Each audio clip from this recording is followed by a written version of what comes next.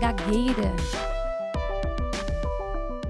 A gagueira, ela é uma disruptura no funcionamento normal da fala. Então, o indivíduo tenta falar, mas por algum motivo ele pode ter alguma repetição de uma sílaba ou de uma palavra, algum bloqueio ou algum tipo de prolongamento dessa mesma palavra. Tudo isso vai causar uma dificuldade na sua fluência verbal e na sua comunicação. O que pode desencadear a gagueira?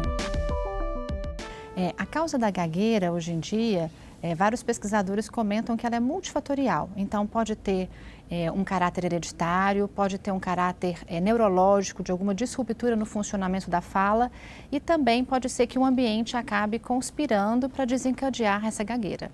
Então, assim, o indivíduo já pode ter uma predisposição e aí, por causa de como a família lida com isso, o ambiente que ele vive ou alguma questão de tensão pode acabar piorando e desencadeando.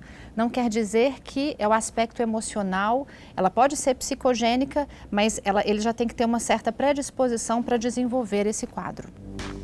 Quais são os principais sintomas e características da gagueira?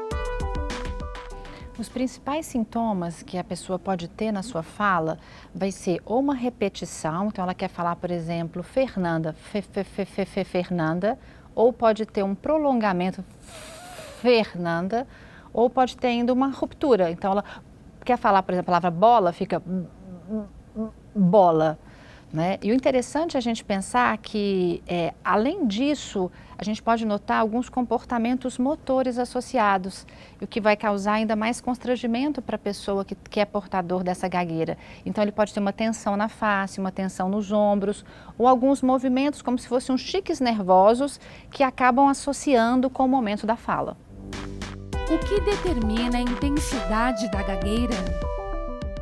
A intensidade da gagueira são aqueles outros fatores que podem ajudar a desencadear, como também podem piorar.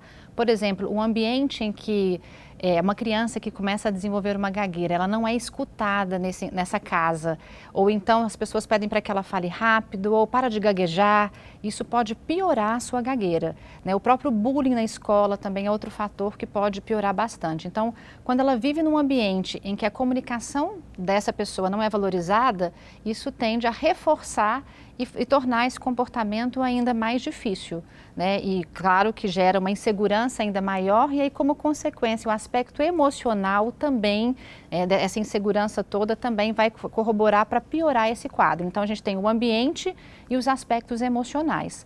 É claro que nós temos também um outro tipo de gagueira, que é uma gagueira que a gente chama de gagueira neurogênica, que ela é uma gagueira adquirida por algum transtorno neurológico. Nesse caso, ela vai acontecer depois de uma lesão nas áreas responsáveis pelo funcionamento motor da fala. E aí isso também pode piorar, caso a pessoa já tinha algum quadro desse tipo, ou ela pode passar a vir a ter por conta desse dano neurológico. A gagueira pode ser hereditária? Pode, grande parte dos casos, quando a gente tem casos na família, é comum. Tanto porque, de repente, existe uma história de já uma lesão no funcionamento motor da fala, dessa fluência, também como modelo.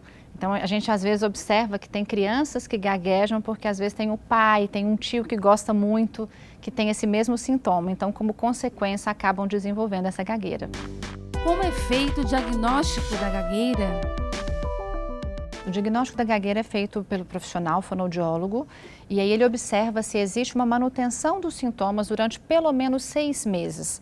E a partir disso ele conta o número de rupturas, de prolongamento, de repetição de sílabas ou palavras para então se ter esse diagnóstico. Como funciona o tratamento da gagueira? O tratamento é feito pelo fonoaudiólogo, mas ele pode ter também uma associação com psicólogo e às vezes até com psiquiatra. Dependendo do tipo de intensidade e do tipo de sequência, né, de sequela que isso acarreta na vida da pessoa. O tratamento fonoaudiológico visa dar um pouco mais de segurança para a criança ou para o adulto, a partir da suavização da emissão, técnicas de relaxamento durante a fala e algumas outras técnicas específicas que a gente vai utilizar para fazer com que isso não seja tão torturante e que o paciente possa adquirir um ritmo normal da fala. E o interessante que eu gosto sempre de usar com todos os pacientes em geral é que todos nós temos momentos de disfluência. Provavelmente na minha entrevista aqui eu tive vários. Isso mostra que todos nós temos essa disfluência. O que acontece com a pessoa gaga é que ela não escolhe a hora que ela vai ficar disfluente.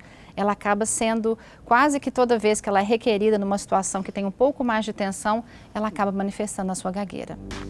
A gagueira pode aparecer em qualquer idade?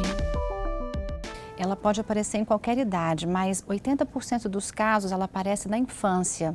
Existe um tipo de gagueira que a gente chama de gagueira do desenvolvimento, que é normal quando a criança está aprendendo ainda a sua linguagem e testando os órgãos fonoarticulatórios em relação aos sons da fala. Então, nesse momento, é natural que ela às vezes prolongue alguma coisa, tenha uma hesitação e tente buscar uma palavra ou outra. O interessante é que a família age com muita naturalidade nesse processo, entendendo que isso é parte do desenvolvimento. Agora, se a família também percebe que isso está ficando um pouco mais intenso, que a criança está ficando insegura com essa fala, com essa interrupção, com esses bloqueios ou com esses prolongamentos, é importante procurar o profissional de forma precoce, para que isso não venha a ser estabilizado. De repente, às vezes, como orientação para os pais, para a família, para a escola, para o meio que essa criança vive, já é o suficiente para que isso não venha a estabilizar no futuro. Mas ela pode aparecer em qualquer idade. Quando a gente fala da gagueira, que é a mais frequente, é a gagueira do desenvolvimento, e os outros 20% seria a gagueira psicogênica, que é desencadeada por questões emocionais, e as outras as gagueiras neurogênicas por danos neurológicos. Existem grupos ou fatores de risco para a gagueira? Normalmente tem a ver com a questão da hereditariedade, tem a ver também com a questão da própria insegurança, quando ela vive num lar que é inseguro. E uma coisa interessante é que eu percebo que às vezes a gente mexe só na conduta dos pais e da escola e a gente já consegue ter uma reabilitação, uma melhor fala dessa criança. Porque quando a pessoa começa a gaguejar, em geral, o que a família tem a tendência de dizer? Fala devagar, fala mais rápido, para de gaguejar, respira. Quanto mais você acentua esse tipo de sintoma, mais dificuldade a criança tende a ter. A gagueira pode trazer complicações para o aprendizado e o desenvolvimento? Pode, porque em geral a criança começa a tentar a criar um certo isolamento, uma dificuldade de interação, e aí ela começa a ficar bloqueada na hora de se expressar. Então, com isso, ela acaba recuando, da interação social, o que pode comprometer uma série de definições da sua própria personalidade. A gagueira pode ser prevenida?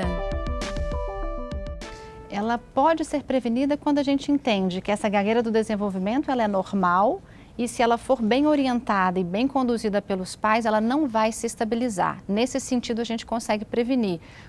Quando a criança ela vive num ambiente em que a fala dela é valorizada, um ambiente em que ela consegue se expressar com o tempo certo, o que acontece hoje é que as pessoas têm muita pressa para escutar as respostas e às vezes não têm o tempo necessário para escutar a criança. Então, toda criança precisa ser escutada da sua forma que ela conseguir se expressar. Eu acho que lidando dessa forma é um jeito que nós temos de prevenir realmente essa gagueira para se estabilizar no futuro. A gagueira tem cura? Tem gente que fala que a gente não pode dizer que tem cura porque ela não é uma doença. Mas na verdade ela tem tratamento, Ela tem tratamento que pode minimizar e em alguns casos, como esses que são chamados de temporários e passageiros, eles tendem a assumir também. E nós temos grandes casos de pessoas muito famosas que tiveram gagueira. Por exemplo, o Churchill, ele tinha gagueira e ele desencadeou muito bem o papel dele, provavelmente porque vai fazendo adaptações para conseguir controlar. Eu li esses dias um caso que o Bruce Willis também teve gagueira, ainda tem a gagueira, mas quando ele está interpretando, ele consegue encarnar um personagem e com isso não manifestar a sua gagueira. Assim como acontece quando algumas pessoas cantam, porque quando a gente pensa no canto também a gente está usando uma outra área do cérebro que não é a mesma do processo voluntário. Então a gente vê que são pessoas que se adaptam, não é que elas foram curadas, mas é que elas conseguem usar artifícios para conseguir compensar essa disfluência da fala.